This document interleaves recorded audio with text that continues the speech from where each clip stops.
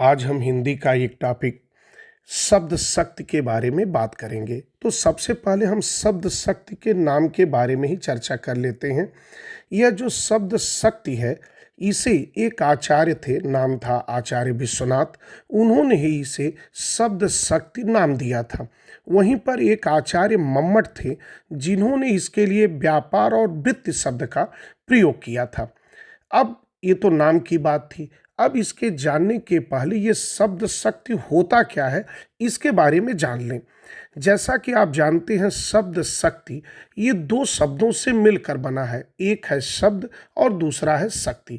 अगर हम जब शब्दों की बात करते हैं तो वर्णों के मेल से शब्द बनते हैं और शब्द के दो अर्थ होते हैं, एक सार्थक होता है, एक निरर्थक होता है। लेकिन यहाँ पर हम सार्थक शब्दों का ही जिक्र करते हैं। तो कई बार जो शब्द होते हैं, जो सार्थक शब्द भी होते हैं, उनका हम जब देखते हैं तो उनका सीधा सीधा अर्थ नहीं निकलता है, और इसी शब्द का अर्थ प्रकट करने की जो शक्ति होती है, उसे हम शब्द शक्ति के नाम से जानते हैं। क्यों इसका अर्थ नहीं कभी कभार निकलता है? क्योंकि शब्द का तो अर्थ होना चाहिए। क्योंकि कई बार वक्ता या कवि जो होता है, वह अपने हिसाब से, अपने आशय के अनुसार या प्रसंग के अनुसार उस शब्द का प्रयोग करता है, और उसके आधार पर वह श्रोता को उन चीज़ों को बताने की कोशिश करता है। इसलिए कहा जाता है कि शब्दों के सही अर्थ को प्रकट करने की शक्ति ही शब्द शक्ति कहलाती है। इस प्रकार हम कह सकते हैं कि शब्द या शब्द समूह में जो अर्थ छिपा होता है, उसे प्रकट करने वाली शक्ति का नाम ही शब्द शक्ति है। अब शब्द शक्ति के कितने प्रकार हैं? अगर मैं शब्द शक्ति के प्रकारों की बात करूं तो इसके 3 प्रकार होते हैं। पहला अभिधा, दूसरा लक्षणा और तीसरा व्यंजना। अब हम एक एक करके इनके प्रकारों की चर्चा करेंगे। सबसे पहले प्रकार में हम लेते हैं अभिधा। अब हम अभिधा के नामों की बात करें तो अभिधा के कई नाम हैं। अब इन्हें हम पहला भी कह सकते हैं, मुख्य भी कह सकते हैं, प्रसिद्ध भी कह सकते हैं, प्रचलित भी कह सकते हैं, पूर्व विदित भी कह सकते हैं। लेकिन सबसे ज़्यादा जो प्रचलित नाम है वह है अभिधा। अगर अभिधा से प्रकट होने वाले अर्थ की बात करें तो इसे हम वाच्यार्थ कहते हैं, अभिधेयार्थ कहते हैं, या इसे हम मुख्यार्थ भी कहते हैं।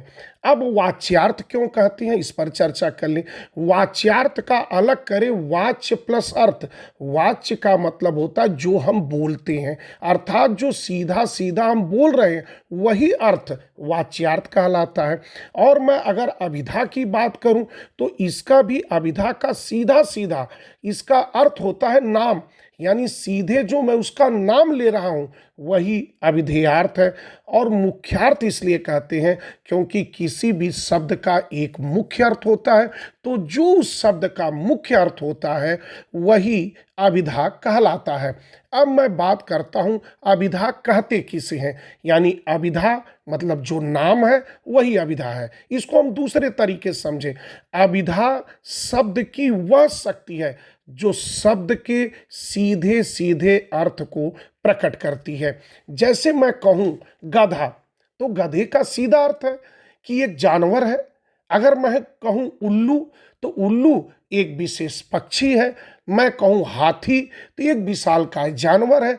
यानी यहाँ पर जितना भी हम नाम ले रहे हैं उसका सीधा सीधा हम नाम ले रहे हैं, सीधा सीधा अर्थ निकल रहा है, इसलिए वह अभिधा है। इसीलिए हम अभिधा को शब्द की प्रथमा शक्ति भी कहते हैं, क्योंकि वही शब्द का सीधा सीधा अर्थ होता है। ऐसे में अगर मैं बात करूं तो अभिधा शक्ति से 3 प्रकार के शब्दों का अर्थबोध भी होता है। जितने रूढ़ शब्द होते हैं, जितने यौगिक शब्द होते हैं, जितने योग ऋण शब्द होते हैं, जो सीधा सीधा नाम है वह सभी अभिधा कहलाते हैं। अब बात करते हैं कि अभिधा लक्षणा व्यंजना में सबसे ज़्यादा महत्वपूर्ण कौन है, अभिधा है कि लक्षणा है कि व्यंजना है। कुछ लोग अलग अलग तरीके से बात करते हैं, कुछ लोग व्यंजना को, कुछ लोग लक्षणा को, लेकिन कुछ लोग अभिधा को कहते हैं। लेकिन अगर मैं यहाँ पर एक रीतकालीन कवि आचार्य देव की बात करूं तो वह कहते हैं कि अभिधा उत्तम काव्य है, यानी सबसे महत्वपूर्ण अभिधा है। वहीं पर आचार्य रामचंद्र शुक्ल की भी बात करें तो वह भी इसका समर्थन करते हुए नजर आते हैं। उन्होंने कहा कि क्यों महत्वपूर्ण है, तो उन्होंने कहा कि अभिधा का मतलब सीधा सीधा अर्थ होता है, अगर हमें किसी चीज का अर्थ ही नहीं पता होगा तो हम उसे आगे क्या समझेंगे। तो सबसे पहला तो ये है कि हमें उसका सीधा सीधा अर्थ पता होना चाहिए, तभी हम लक्षणा और व्यंग्यार्थ की बात कर सकते हैं। इसलिए उन्होंने कहा कि अभिधा ही इन तीनों शब्द शक्तियों में सबसे महत्वपूर्ण है। अब हम लक्षणा की चर्चा कर रहे हैं। जहाँ किसी मुख्य अर्थ के ज्ञान में बाधा का अनुभव होने लगे और उसके स्थान पर उससे संबंधित हम दूसरे अर्थ का ज्ञान होने लगे तो उस माध्यम को लक्षणा कहते हैं और उससे प्राप्त अर्थ को हम लक्ष्यार्थ कहते हैं। लक्षणा कब होगा, इसके लिए 3 शर्त है। पहली शर्त है कि शब्द के मुख्य अर्थ में बाधा पड़ने लगे, अर्थात जो सीधा सीधा उसका अर्थ होता है वह प्रकट न हो। दूसरा अगर शर्त की बात करें तो शब्द के मुख्यार्थ से संबंधित कोई अन्य अर्थ लिया जाए, यानी जो शब्द का मुख्य अर्थ है वह न लेकर उससे संबंधित जब हम किसी अन्य अर्थ का प्रयोग करें तो वहाँ पर भी लक्षणा होता है। वहीं पर तीसरी अगर शर्त की बात करें कि जो हमने शब्द लिया है, जो उस शब्द का हमने अर्थ लिया है, उसके ग्रहण करने का, लेने का हमारा कोई विशेष उद्देश्य हो, प्रयोजन भी हो, तभी वह लक्षणा होगा। यानी लक्षणा की 3 शर्तें हैं, अर्थात पहला शब्द के मुख्य अर्थ में बाधा पड़े, दूसरा शब्द के मुख्य अर्थ से संबंधित कोई अन्य अर्थ लिया जाए, और लक्ष्य अर्थ का लेने के पीछे हमारा कोई विशेष प्रयोजन होना चाहिए।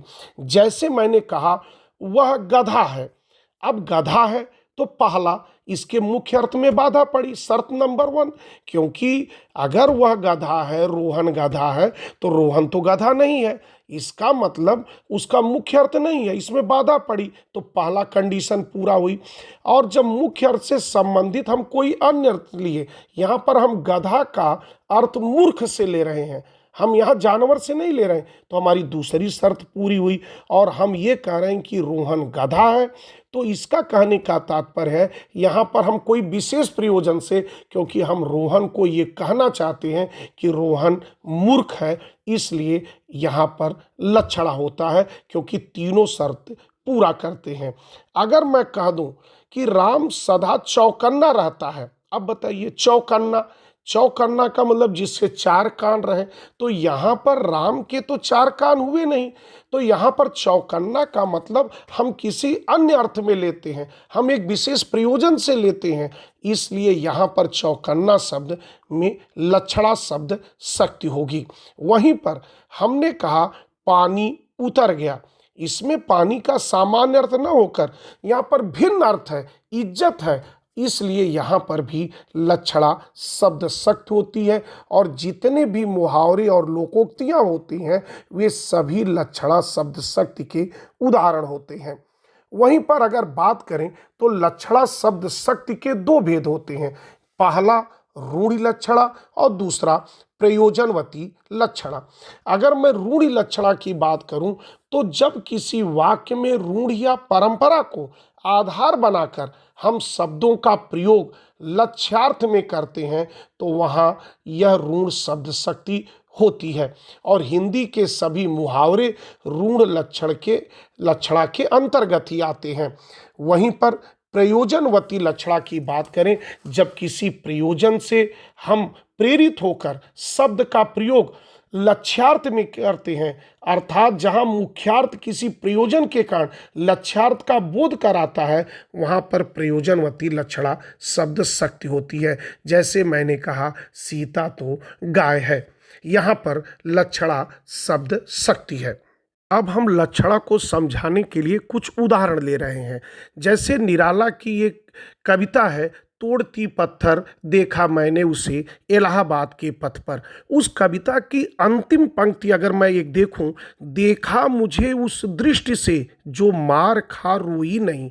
अर्थात फिर एक बार मैं रिपीट करता हूं, देखा मुझे उस दृष्टि से जो मार खा रोई नहीं। अर्थात यहाँ पर अर्थ है, दृष्टि मार नहीं खाती, प्राणी मार खाता है। दृष्टि मार नहीं खाती, प्राणी मार खाता है। दृष्टि नहीं रोती, प्राणी रोता है। अर्थात इस कथन में सीधा सीधा अर्थ लागू नहीं होता है, वहाँ पर मुख्य अर्थ बाधित हो जाता है।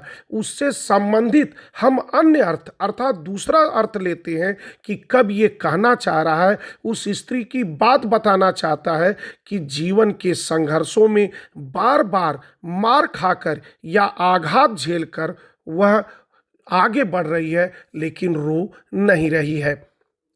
यहीं पर हम दूसरे उदाहरण की बात करें तो कौशल्या के वचन सुनी भरत सहित रनिवास, व्याकुल बिलप्त राजगृह मनहु शोक निवास। ये तुलसीदास की पंक्तियां हैं।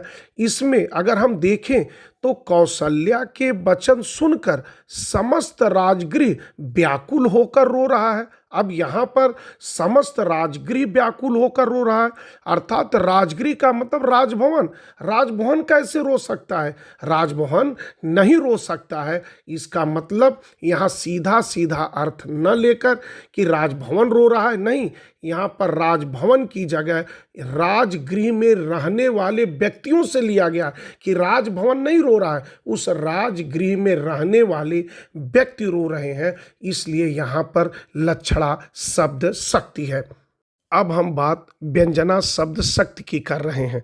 अगर व्यंजना शब्द शक्ति की बात करें तो इसे इसके अर्थ के रूप में इसे हम व्यंग्यार्थ या ध्वन्यार्थ या सूच्यार्थ या आक्षेपार्थ के नाम से भी जानते हैं।